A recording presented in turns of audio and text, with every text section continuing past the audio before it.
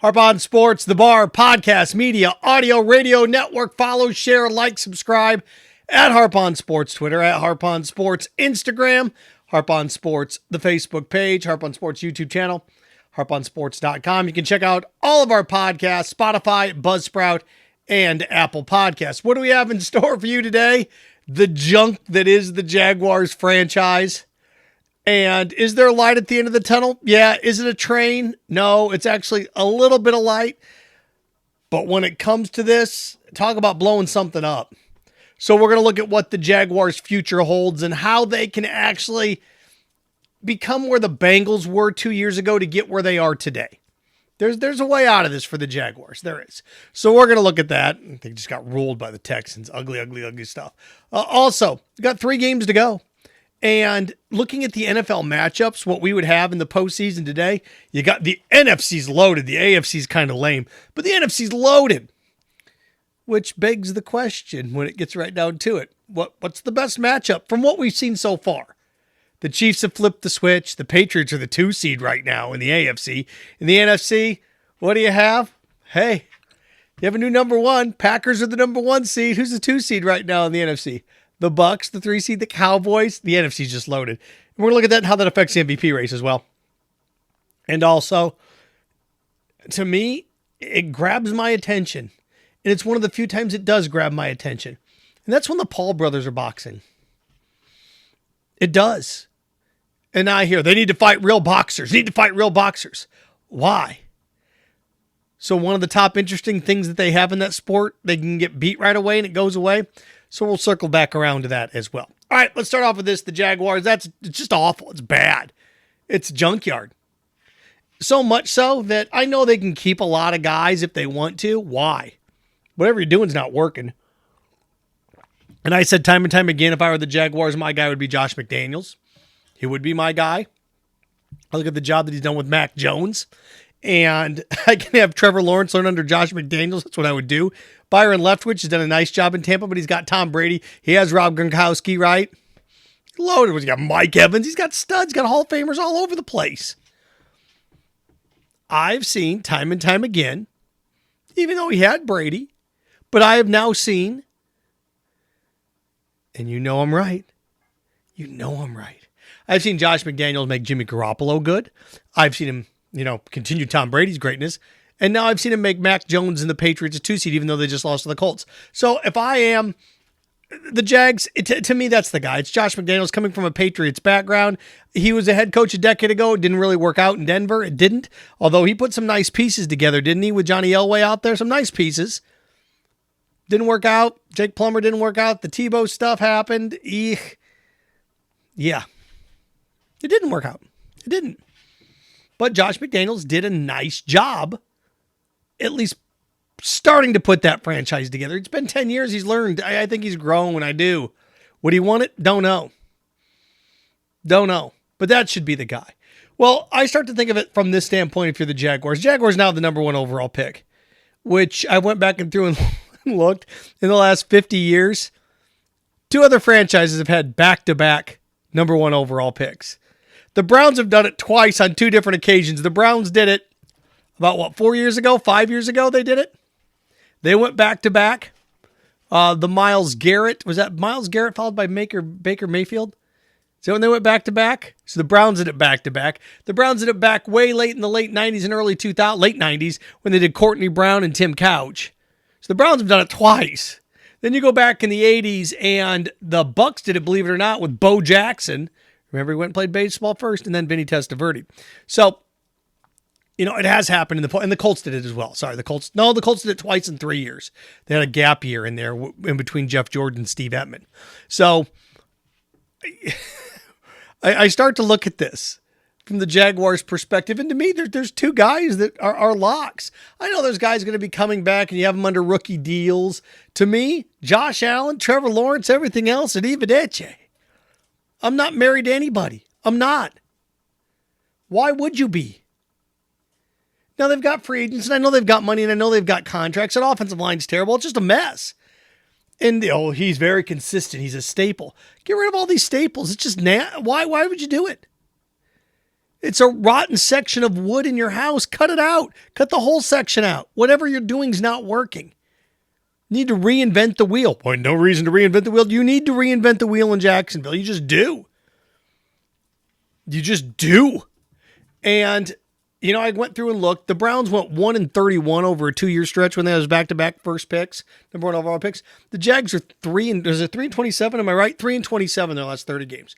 3-27. That's the last 2 seasons. I didn't even go back to the year before. They're losing down the stretch. So it's 5-35, something like that. But 3-27. It's just atrocious.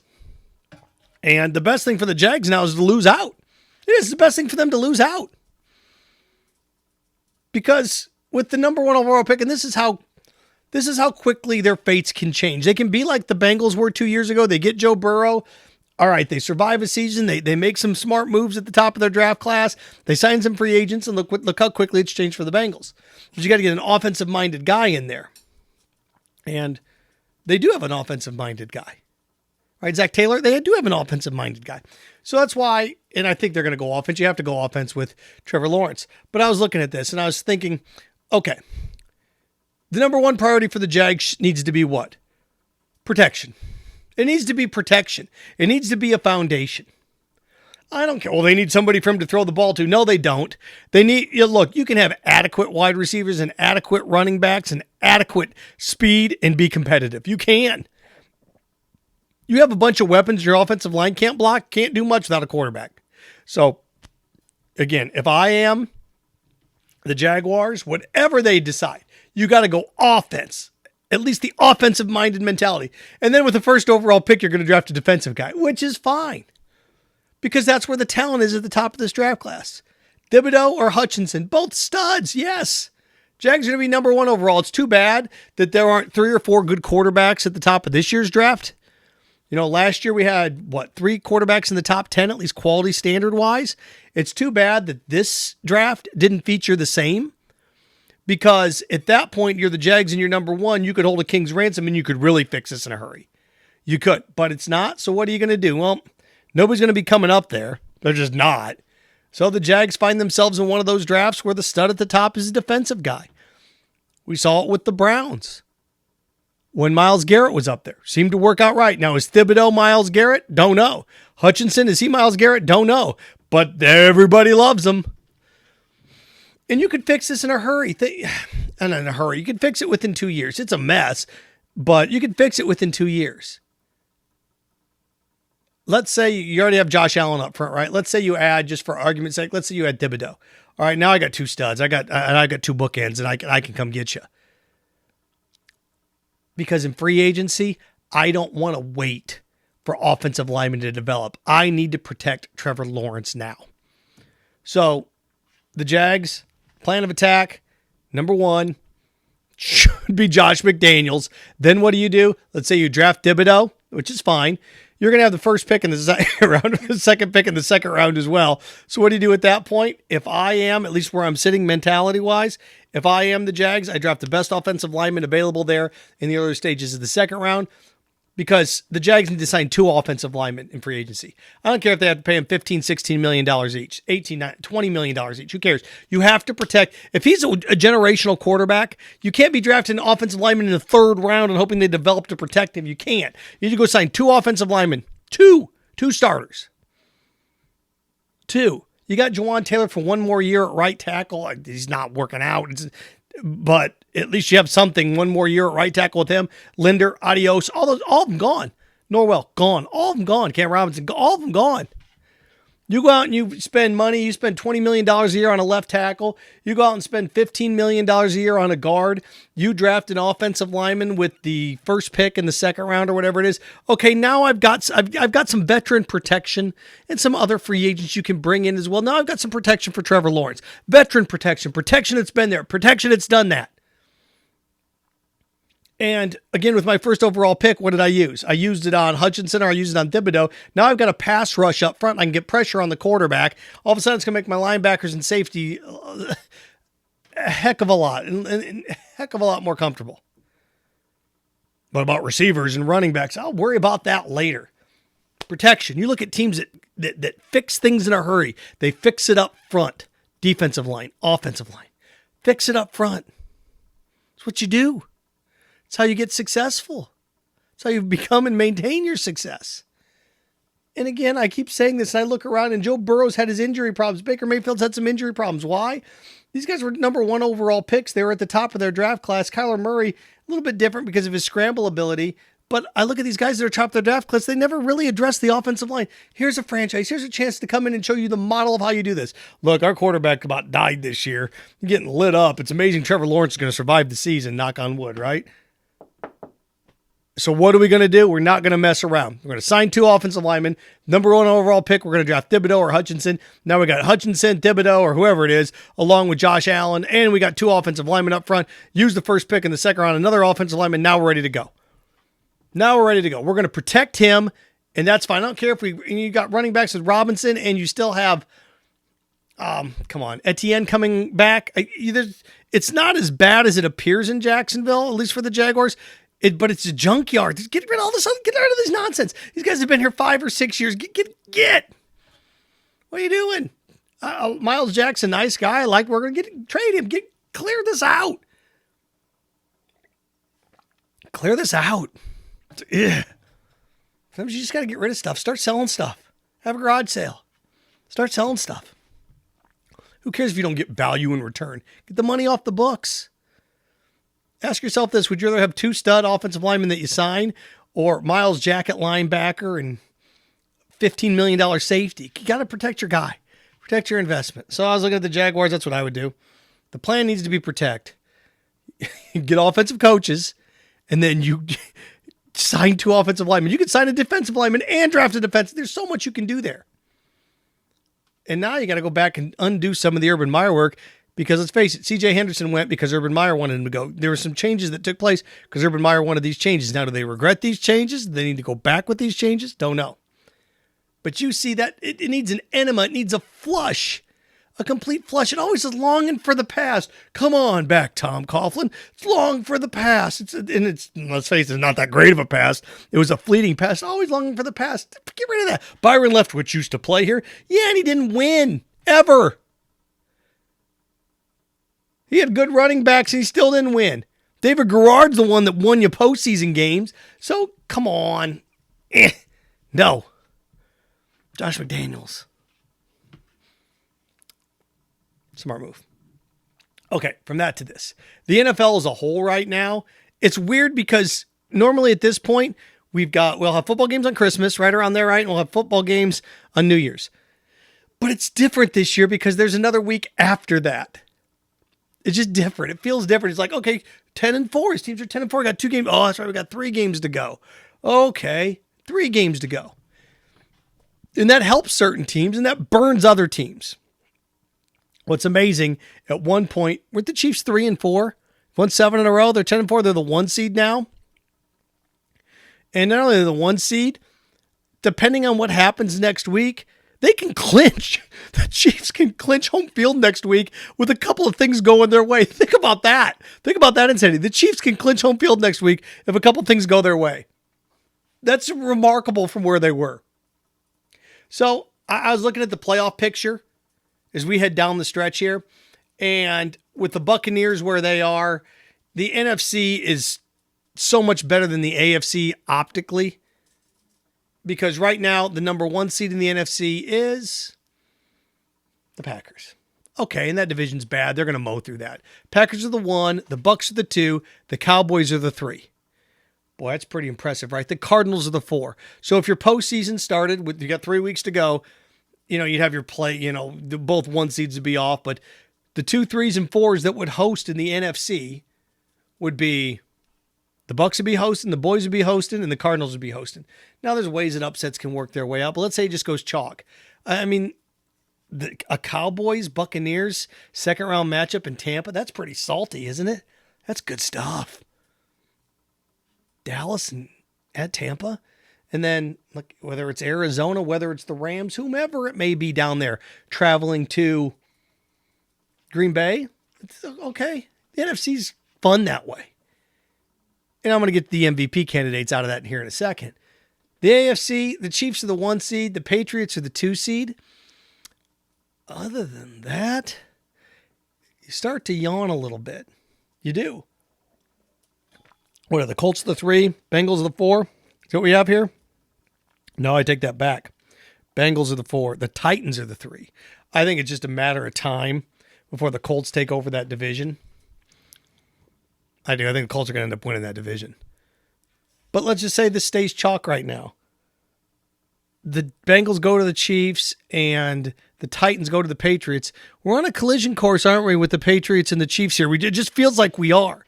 Now, I know the Colts won the other night, but if the Colts play again, here we go with the Patriots again. But the Chiefs are looking around right now going, wait a second, we're going to be the 1 seed, and we're probably going to get to play the Bengals or what? The Chargers? Somebody like that's going to come into our place? Come on.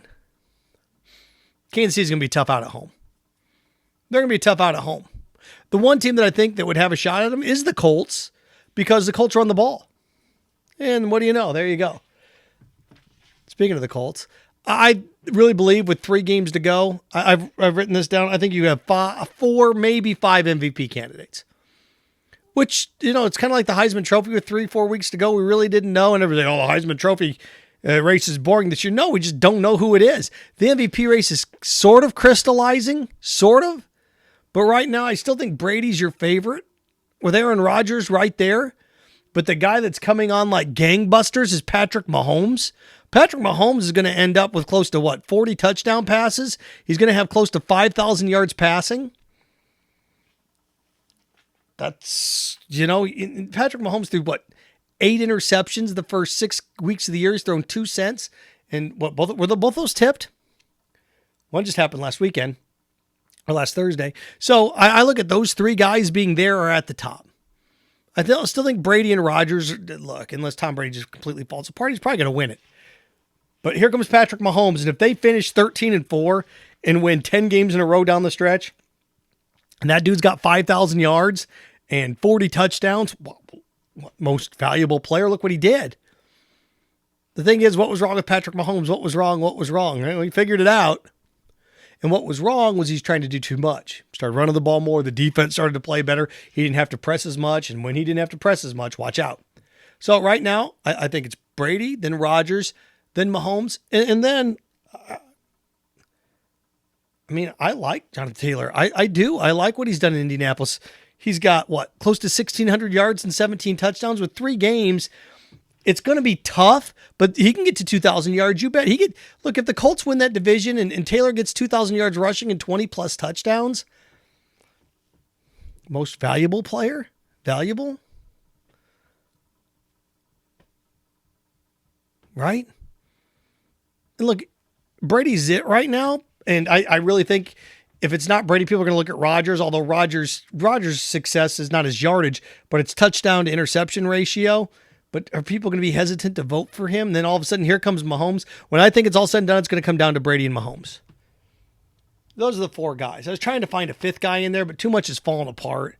And nobody really stands out at this point to be that 5th guy. So those are the 4 guys right now in MVP race.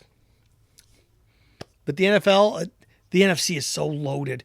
In the NFC, like I said, you could have a situation where in week 2 of the postseason, the Cardinals are going to Green Bay, and the other NFC matchup is the Bucs hosting the Cowboys. And if chalk lines up in the AFC, it's the Bengals at the Chiefs and the Titans at the Patriots. The NFC is just different.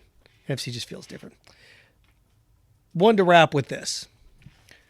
I'm looking at Saturday night, and, Jake Paul, Tyron Woodley, and people are getting mad because Jake Paul, he knocked him out, but he still hasn't fought a real boxer. He keeps calling out all these MMA guys, and he's not fighting a real boxer. Jake Paul's Rocky 3. The beginning montage of Rocky 3 where he wins 7 or 8 fights. And they're not Clubber Lang, but they're fights that he can win. Why? Because he's building a reputation. He's building money. He's becoming a draw.